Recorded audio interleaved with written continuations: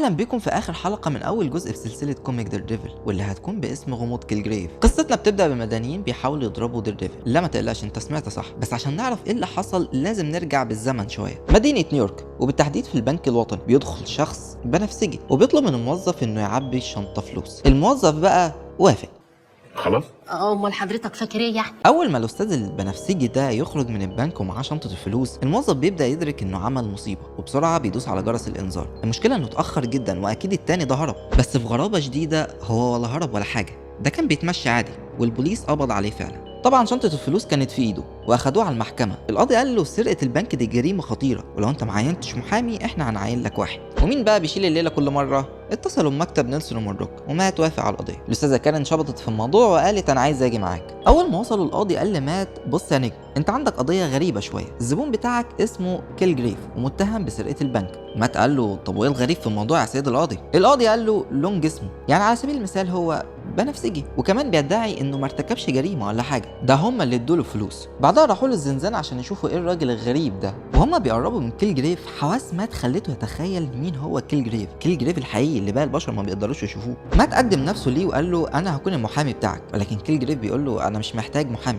كارين بتقول له طب والمحاكمه؟ كيلجريف بيرد بكل بساطه مفيش محاكمه ولا حاجه، وبعدها بيندى على الحارس ويقول له طلعني من الزنزانه. المشكله ان الحارس بيطلعه فعلا، وهنا مات بيفكر انه اكيد في حاجه غلط في الراجل ده، اكيد عنده قدره معينه وكانه بيتغذى على قوه الاراده. بعدها كيلجريف بيطلب من كارين انها تكون السكرتيره بتاعته، وكمان بيقول لمات اوعى تيجي ورانا. طبعا مات بسبب حواسه بيقدر يقاوم اوامر كيلجريف، واول ما جرس السجن بيضرب مات بيدور على حته يغير فيها ويروح وراهم. بعدها بدقايق دير ديفل بيوصل لهم وكيلجريف بيقول له اخيرا هقدر اثبت نفسي قدام حد زيك. بعدها بيقول له انت غلطت، مش انا اللي انت بتدور عليه. دير ديفل بيفكر انه كان على وشك انه يقتنع. هي ايه قدرته دي؟ ايعقل تكون التنويم المغناطيسي؟ بس انا اعمى، ازاي تشتغل عليا؟ بعدها الناس اللي حواليه بتقول مش ده كيلجريف؟ هو المفروض محبوس دلوقتي، بيعمل ايه هنا؟ ولكن كيلجريف بيقول لهم يا اخوانا انا سائح. بعدها الناس بتقول له ايوه صح احنا اكيد غلطانين، لكن دير ديفل بيقول له ان خلاص لعبته انتهت وانه لازم يرجع السجن معاه. كيلجريف بينبهر ويقول اخيرا لقيت حد قادر انه يقاوم سيطرتي فعلا، بس حتى لو انا مش هقدر عليك فانا عندي طرق تانية، زي مثلا هخلي الناس هي اللي تهاجمك. بعدها بتبدا الناس فعلا تهاجم دير ديفل وكيلجريف بياخد كارين وبيهرب. دير ديفل بيحاول يهرب منهم، يفكر انه مش قادر يتفاهم معاهم بس برضه مش هيقدر يأذيهم. اتعلق عمنا دير ديفل في شجره، بس في واحد شده من الهودي اللي كان حاطط فيها هدومه اللي بيلبسها لما بيرجع لمات. ارجع للحلقه الثالثه من هنا عشان تفهم اكتر. بعدها بيفكر انه من الخطر انه حد يكتشف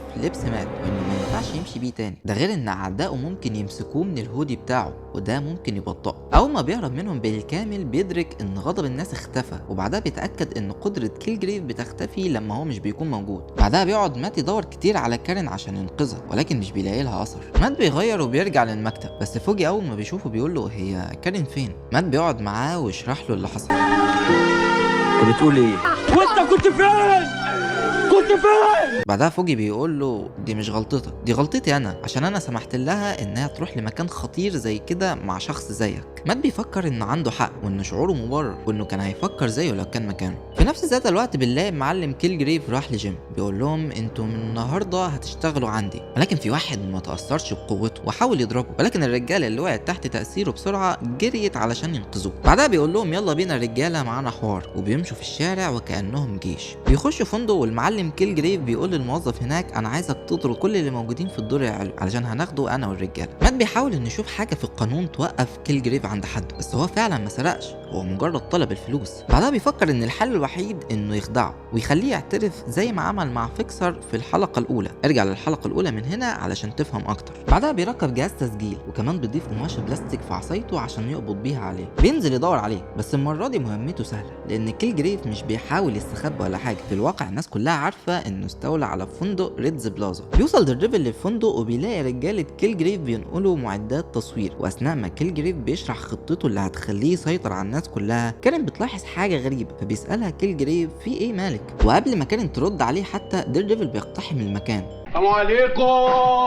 الثلاجه فيها ميه، قال لي انا جعان قوي. بينقض عليهم عمنا ديرديفل زي الرصاصه ومحدش بيقدر عليه. بعدها واحد بيضرب عليه نار بس هو بيتجنب الطلقه وبيرمي عليه عصايته وقال لهم انا مش مشكلتي معاكم انتوا، عشان كده بنصحكم انكم تمشوا من هنا. في ناس ما سمعتش كلامه وانقضوا عليه بس هو بيرميهم على الباقي وبيرقدهم كلهم. كيلجريف بيستغل الدوشه اللي حاصله وبيحاول يهرب مع كارين، ولكن ديرديفل بيرمي العصايه عشان تمنع الاسانسير من انه يقفل. وقبل ما كيلجريف يفكر حتى بياخد دبل كيك في دماغه تصدعه. كيلجريف لما مش بيلاقي حل بيأمر كارين انها تقف على حافه السطح. ديرديفل طبعا بيضعف ويقول له خلاص المره دي انت اللي كسبت. كيلجريف بيرد ويقول له انت غلطان، انا كسبت كل المرات ودي اخر مره، انا اسف بس مش هقدر ان اسيب حد بيقدر يقاوم قدرتي عايش. ديرديفل بيرد ويقول له قبل ما تقتلني قول لي ايه هي قدراتك وجات لك ازاي. كيلجريف بيقول له انت كده كده ميت، مفيش مشكله انك تعرف. بص يا زميلي، من كام شهر كده انا اقتحمت مخزن اسلحه الجيش، اصل زي ما تقول كده انا جاسوس، كنت بدور على غاز اعصاب بس المشكله اني اتقفشت. انا ضربت عليه نار بس هو لما ضرب عليا رصاصته جت في ازازه كبيره كانت فوقيه. الازازه كان فيها غاز اعصاب غريب لونه بنفسجي ونزل كله عليا، ولما قبض عليا الحراس قلت احاول اتهرب باي حاجه بس الغريب انهم كانوا بيصدقوا اي حاجه بقولها. ديرديفل بيقول له شكرا. كيلجريف بيستغرب ويقول له انت بتشكرني على ايه؟ ديرديفل قال له انا سجلت كل حاجه انت قلتها، بعدين هو انت كنت فاكر بجد ان هخاف من سلاحك ده؟ بعدها بياخد كارين وبيفط من فوق السطح. كيلجريف بيتخض ويقول له اتجننوا دول ولا ايه؟ بعدها بيكتشف انهم نزلوا على سقاله وحاول انه يلحقهم ولكن بيلاقي ناس كتير قدامه وبيأمرهم انهم يجيبوه. ديرديفل بيظهر قدامه ويقول له مش انت اللي هتجيبني، ده انا اللي هجيبك. كيلجريف بيقول له يا غبي انت نسيت بالسهوله دي؟ يمكن انت فعلا بتقاوم قدراتي بس الناس اللي هنا دي لا. وبعدها بيأمرهم انهم يخلصوا عليه. ديرديفل بيرمي عليه القماشه البلاستيك وبينجح فعلا في انه يقبض عليه. بعدها الناس كلها بترجع لطبيعتها وبيحاولوا انهم يتصوروا معاه ويعملوا معاه لقاء صحفي، ولكن ديرديفل بيهرب بسرعه علشان ما يعرفوش هويته. بيوصل عمنا فوجي والاستاذه كارين بتقول له ما تقلقش، ديرديفل هزم كيلجريف وانقذني منه. بعدها بتساله على مات بيسمعهم من فوق العماره ويروح المكتب بسرعه قبل ما هم يوصلوا. اول ما بتوصل كارين بتلاقي مات وتقول له مش هتصدق اللي حصل، الراجل البنفسجي المعفن ده كان بيتحكم فيا وبعدين ديرديفل جه وانقذني منه. بعدها فوجي بيعتذر من مات ويقول له انا اسف يا صاحبي، انا ما كانش ينفع اتكلم معاك بالاسلوب ده ودي ما كانتش غلطتك فعلا. مات بيرد عليه ويقول له ما تقلقش يا فوجي، احنا والاتنين كنا قلقانين على كارين. وبعدها بيمشي. فوجي بيقول لكارين الراجل ده عظيم، انا فعلا متضايق انه اعمى. وكارين بتقول له انا عندي احساس انه بيشوف احسن مني ومنك، انا حاسه ان عبيطه. ما تحسيش يا استاذه، انت فعلا عبيطه. وبكده نكون وصلنا لنهايه حلقتنا. اتمنى ان الحلقه تكون عجبتكم واستنونا في حلقات جديده.